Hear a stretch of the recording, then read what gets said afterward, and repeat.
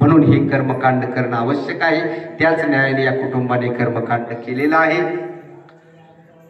या कर्मकांडामधून जे काही पुण्य या ठिकाणी प्रदान होईल ते पुण्य त्या कुटुंबाला त्या ठिकाणी प्राप्त होणारच आहे। परंतु या ठिकाणी 1 वर्षानंतर त्या जीवात्म्याला दुसऱ्या योनीमध्ये प्रवेश दिला जातो। मग आपण इष्ट आपतिष्ट सर्व मंडळी या ठिकाणी आलेलो आहोत।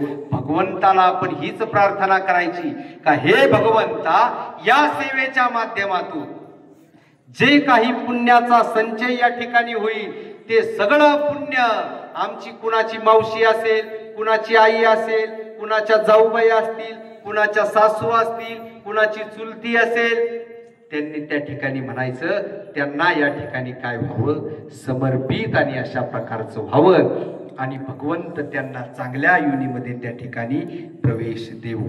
पुंडलिक वरदा हरी विठ्ठल, श्री ज्ञानदेव तुकार पंढरीनाथ भगवान की जय। माऊली ज्ञानेश्वर महाराज की जय। जगद्गुरु तुकाराम महाराज की जय। शांती ब्रह्म एकनाथ महाराज की, सद्गुरु विठ्ठल महाराज की। बोलो रे भाई सब संतान की। रामकृष्ण हरी विठ्ठल विठ्ठल। यानंतर काय पुढचं नियोजन असेल